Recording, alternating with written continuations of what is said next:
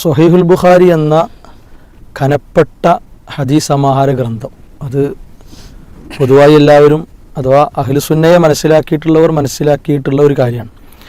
അപ്പോൾ അതിനെതിരെ മർക്കസ് ദഅവ വിഭാഗത്തിൻ്റെ അതിശക്തമായ ഒരു ഗർജനം ആ ഗ്രന്ഥത്തിൽ വന്നിട്ടുള്ള ഹദീസുകൾക്ക് നേരെ അവർ ഉന്നയിച്ച പിന്നെ ശക്തമായ വിമർശനങ്ങൾ, ആ വിമർശനങ്ങൾ ചോദ്യം ചെയ്യപ്പെട്ടതിൻ്റെ ഒരു അനന്തരഫലമാണ് ശരിക്കും കണ്ടത്. കാരണം ആ ചോദ്യങ്ങൾക്ക് മുമ്പിൽ എന്തല്ല അവർക്ക് പിടിച്ചു നിൽക്കാൻ കഴിയുന്നില്ല എന്നതുകൊണ്ടാണ് അവിടുത്തെ പ്രയോഗം ഇവരെ വിശ്വസിച്ച് നടക്കുന്ന ആളുകൾ മനസ്സിലാക്കണം. മതപരമായി ഇമാമായി അംഗീകരിക്കാൻ കഴിയില്ല എന്ന് പറയണം. അത്ര ഒരു ഗൗരവമുള്ള പ്രയോഗമാണ് ജാബിർ റഹ്മാനി പ്രയോഗിച്ചിട്ടുള്ളത്.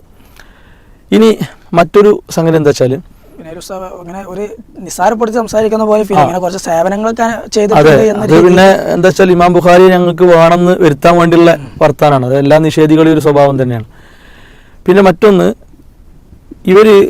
ഇവരാളുകൾക്ക് മുമ്പിൽ ഇത്തരം ചോദ്യങ്ങൾ വരുമ്പോൾ രക്ഷപ്പെടാൻ ഇറക്കുന്ന ഒരു കാര്യം എന്താ വെച്ചാൽ ഖുർആനിലേക്കും സുന്നത്തിലേക്കും നോക്കിയാൽ മതിയല്ലോ എന്നാണ്.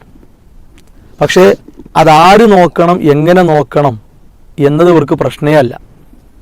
ഇപ്പോൾ ഖുർആൻ ഒരു പ്രശ്നം ഉണ്ടായാൽ ഖുർആനിലേക്കും സുന്നത്തിലേക്കും മടക്കണം എന്ന അധ്യാപനം പഠിപ്പിച്ചിടത്ത് വരെ നിർദ്ദേശം എന്താണ്? അത് കൃത്യമായ മൻഹജിലൂടെ പോകണം എന്നാണ്. ഒരു രീതിശാസ്ത്രം അതിനുണ്ടല്ലോ.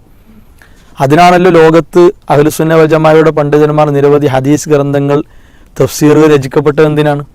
എല്ലാ കാലത്തും വന്നവർ ഇവർ പറയുന്നൊരു എടുക്കുകയാണെങ്കിൽ ഓരോ കാലഘട്ടത്തിലുണ്ടാകുന്ന പ്രശ്നങ്ങൾക്കും ഓരോരുത്തരുടെ അഭിപ്രായങ്ങളാക്കാരം പരിഹാരമായിട്ട് വരിക. യഥാർത്ഥ ഒരു പരിഹാരത്തേക്ക് എത്താൻ കഴിയൂല. അപ്പോൾ ഇത് ശരിക്ക് എങ്ങനെ എടുക്കണം എന്ന ഒരു നിലപാട് ഇവിടെ ഉണ്ട്. അതവർ ഉൾക്കൊണ്ടിട്ട് സമൂഹത്തേക്ക് ഇറങ്ങണം.